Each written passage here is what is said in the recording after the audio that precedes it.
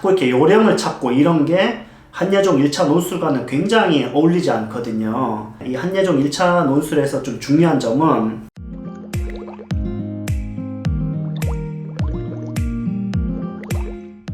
안녕하세요. 레슨포케아트 연극영 원장 이상민입니다.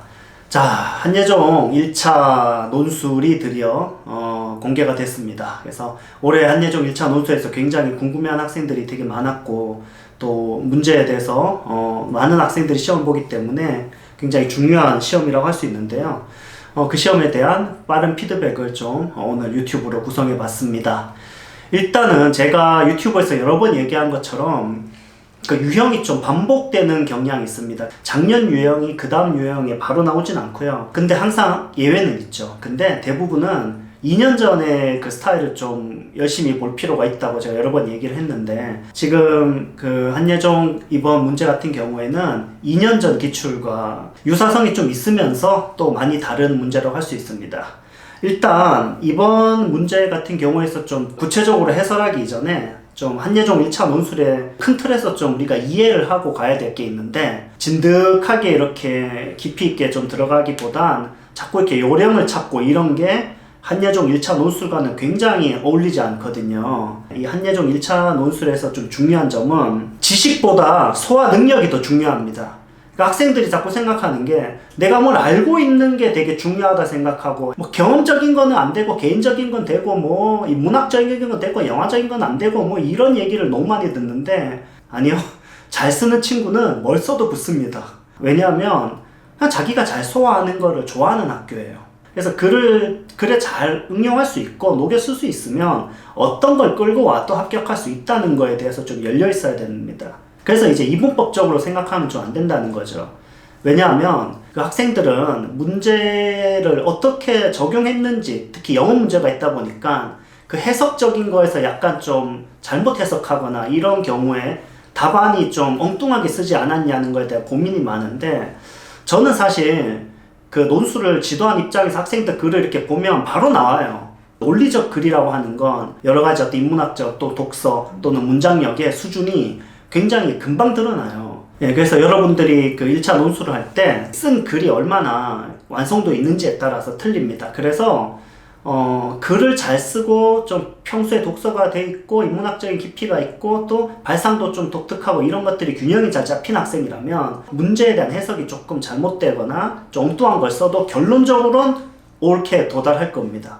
왜냐하면은 좀 새로운 관점으로 보일 수도 있고, 교수님들이 2차 시험에서는 기준을 굉장히 중요시하지만 1차에서 그런 걸 비교해서 막 어떤 그 내용을 떨어뜨리고 어떤 내용을 합격시키고 하는 게 아니거든요.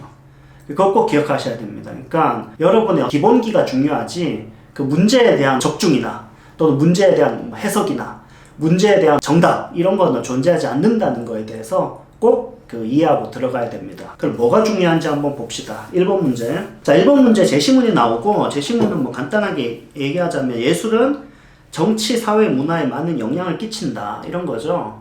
그랬을 때 이제 예술이 세상을 바꿀 수 있는 이유에 대해서 서술하라 600자. 이게 이제 이번에 나온 논술 문제입니다.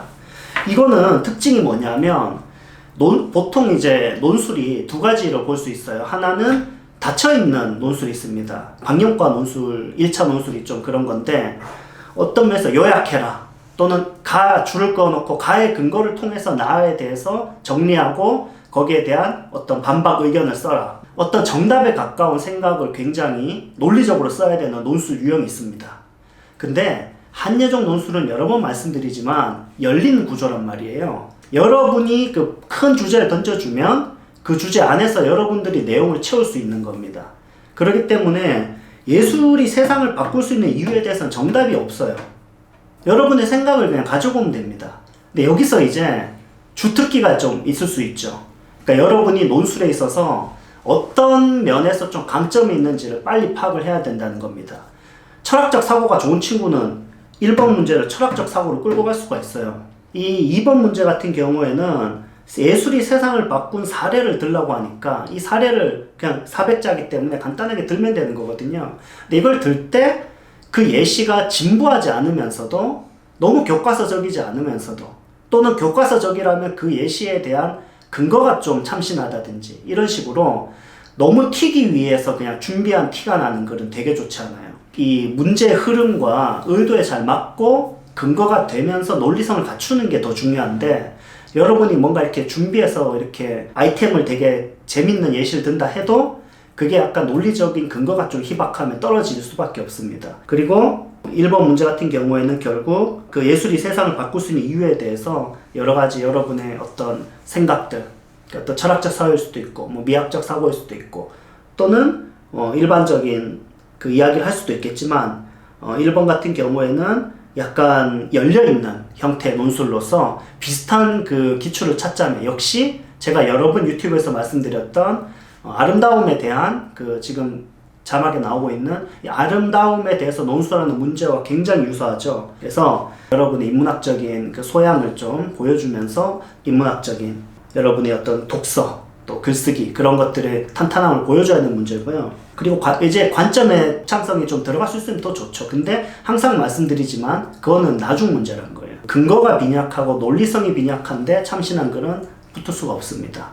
일단 1-2번 같은 경우에 예술이 세상을 바꾼 사례를 들라고 하는데, 예술이 세상을 바꾼 사례는 여러 가지 어떤 인문학적인 예시도 들 수 있겠지만 또 저는 개인적으로 크리에이티브 마이너리티 그런 한예종 그 예전 슬로건처럼 예술이 세상을 바꾼다는 거를 너무 거창할 필요는 없을 수도 있다는 생각을 좀 합니다. 그러니까 개인적으로 도가니 이런 거 있잖아요. 도가니 그런 예를 드는 학생 되게 많을 것 같아요. 일반적이고 쉽게 접근할 수 있고 너무 대중적으로 너무 누구나 다 접근할 수 있는 담론은 좀 피하는 게 좋지 않았을까 생각합니다. 뭐 도가니가 뭐 문제에 대해서 공론화를 일으켰다 이런 얘기를 하는 게 틀린 내용은 아니지만 그것이 제가 심사위원이라면 굉장히 좀 그걸 너무 많이 봤기 때문에 이 친구가 앞으로 영화를 끌고 가는 데 있어서 사고의 참신성이나 어떤 개성을 갖추기가 힘들지 않을까라고 생각할 것 같아요. 그래서 뭐 도가니 쓰면 떨어진다 이런 건 아닌데 그런 어떤 좀 진부함에서 좀 피하는 것도 굉장히 중요한 요소입니다. 그래서 저는 이제 한 2-3개 정도 쓸 수 있는 거니까 하나 정도는 좀 그래도 좀 다르게 종류를 쓰는 거 되게 좋았을 것 같아요. 영화 꼭 아니더라도 예술 창작에 있어서, 미술에 있어서, 연극에 있어서, 문학에 있어서, 예술의 어떤 창작에 있어서 그런 세상을 바꾼 어떤 사례를 들 수 있고, 또 개인적으로는 작은 어떤 사례도 들 수 있었을 것 같습니다. 본인이 관찰한 거라든지, 본인이 느꼈던 거라든지, 직간접적인 어떤 여러분의 인식에 대해서도 쓸 수 있지 않을까. 근데 한 2-3개 정도 썼을 때 다른 게 굉장히 좀 인문학적이거나 탄탄함이 있고 본인의 어떤 작은 좀 독창적인 생각이 들어가는 균형이 있다면 굉장히 고득점하지 않았을까 생각을 해봅니다. 그 다음에 이제 2번 문제가 영어 문제인데 영어 문제에 대해서는 그 난이도가 뭐 그렇게 높진 않고요. 이게 이제 표현의 자유에 대한 내용인데 진짜 이거는 영어적으로 좀 얘기하면 영어 해석을 100% 잘할 필요가 없어요. 연상되는 게 있잖아요. 표현의 자유에 대한 디스커션이 나오면 이건 너무 쉽잖아요. 예를 들어서 표현의 자유가 개인의 개성을 발전시키는데 방해가 돼서 도움이 되겠어요? 당연히 도움이 되죠. 표현의 자유는 개성과 연결이 되죠. 자유와 연결되나요? 안 되나요? 자유와 연결되죠. 표현의 자유니까. 창의적인 것과 연결되고 다양한 문화적 표현과 연결이 되는 거죠. 그리고 이 대중들의 어떤 지식을 증대시키는데 도움이 됩니까? 안 됩니까? 당연히 표현의 자유는 대중의 지식을 증대시키는데 도움이 되죠.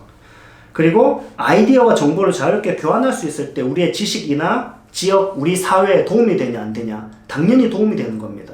그러니까 민주주의와 표현의 자유는 어울리는 조합인가요? 아니면 배치되나요? 당연히 어울리는 거죠.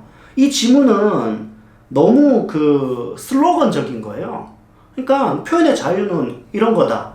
그러니까 이게 문장이 되게 디테일한 문장이 아니에요. 막 이렇게 꼬여있는 게 아니라 그냥 표현의 자유는 민주주의에 도움이 되고 개인의 자유에 도움이 되고 사회 공동선에 이득이 되고 예를 들어서 뭐 그런 식의 우리 연상해 볼 수 있겠죠. 표현의 자유는.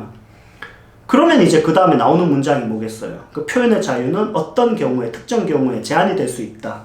예외적 상황이 있을 수 있다는 거죠. 표현의 자유는 기본적이지만 절대적이진 않다는 거예요. 어떤 상황에서는 그것이 제한될 수 있다는 얘기를 하잖아요. 그러면 이제 문제가 이거는 정말 영어와 상관이 없는 겁니다, 여러분. 표현의 자유에 대해서 생각을 해본 학생이면 이 문장 몇 개만 읽어도 흐름을 파악할 수가 있잖아요. 그래서 영어를 디테일하게 잘하는 건 중요하지 않아요. 그러면 1번은 요약 문제니까 간단하게 여기 나오는 표현의 자유에 대해서 또 그것이 어떤 기능을 하고 예외적 상황이 있을 수 있다. 이 정도 쓰면 되겠네요. 2번 문제는 뭐겠어요? 아니 뭐 나 안 봐도 문제가 연상이 돼. 이 예외적 상황이 어떤 경우에 가능한지에 대한 문제가 나오는 거잖아요. 그러니까 이제 2번 문제 같은 경우에는 이런 표현의 자유가 과연 억압될 수 있는 그런 그 circumstance가 어떤 건지에 대해서 여러분이 이제 이야기하면 되는 거죠. 네, 그래서 그 되게 저는 복잡한 문제는 아니었다라고 생각을 합니다. 이게 다예요, 여러분. 지금 문제 해석에 있어가지고 지금 여러분이 막 그 안에서 예외적 상황이니까 시민 담론이 뭐냐 이러는데 시민 담론이 뭐예요? 그냥 넓은 단어예요. 시민 담론이라고 하는 거. 그러니까 막 그게 어떤 디테일한 어떤 그 제한을 주는 게 아닙니다. 그냥 여러분이 생각할 때 표현의 자유가 억압될 수 있는 또 제한될 수 있는 그 특정 상황이 더 중요한 거예요. 그래서 그 상황에 대해서 논술을 할 수 있다면 뭐 고득점 하니까 사실 이번 문제는 너무나 상식적인 수준의 문제예요. 저는 사실 2번에서는 뭐 이렇게 창의적인 접근이 좀 쉽진 않다고 봐서 안정적으로 쓰면 됩니다. 1번에서 좀 재밌는 얘기 많이 했다면 2번은 좀 안정적으로 쓰면은 밸런스가 아주 좋지 않았을까. 원래 한예종 문제가 그렇거든요. 문제가 두 문제 나오면 둘 다 이렇게 창적 관점을 드러내고 이런 거 아니거든요.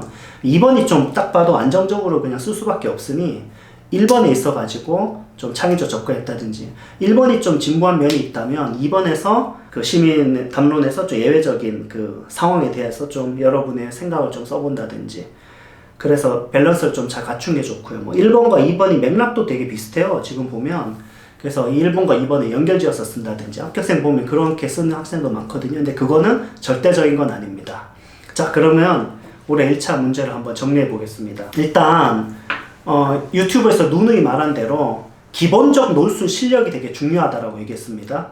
그리고 기본적 실력을 갖추는 데 있어서 가장 좀 기준이 될 만한 그 논술은 아름다움이란 무엇인가, 지금 나가고 있는 이 아름다움에 대해서 여러분의 생각을 쓰는 문제가 한예종 논술에서 기본이라고 저는 생각해요. 그래서 이 논술을 열심히 연습해서 누가 봐도 이 친구가 논술 굉장히 괜찮다는 평가를 받을 수 있는 수준으로 좀 만들어야 됩니다, 여러분이. 그 다음에 이제 2번 문제는 이거 쉬운 영어지만 어렵게 느껴졌다면 이거를 그 맥락을 파악하면 너무나 당연한 얘기다.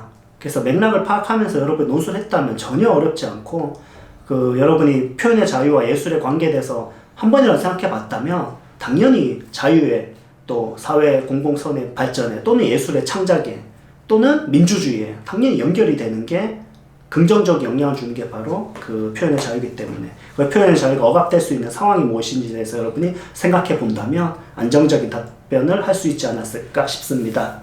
총평은 이번 문제 같은 경우는 사실 좀 작년 기출에 비해서는 좀 예외성이 좀 많이 떨어지는 문제입니다. 그러니까 이거는 제가 봤을 때 평소에 논술을 좀 잘하고 논술을 잘한다는 건 다른 말로 하면 독서를 많이 했고 논리적 글을 많이 써봤고 또 논리적인 표현을 많이 해봤고 인문학적인 깊이를 쌓았던 학생들이 좀 고득점 할 가능성이 크고 그렇게 독창적 관점을 막 드러내기보단 안정적 논술의 구조 안에서 여러분의 어떤 전략적인 약간의 여러 개 사례를 들 때 한두 개 정도를 좀 개성 있게 든다든지 아니면 1번 답안에서 관점을 좀 새롭게 한다든지 이런 정도의 어떤 접근으로 균형을 잘 잡는 학생들이 고득점하지 않았을까 생각합니다. 오늘 여기까지 하겠습니다. 감사합니다.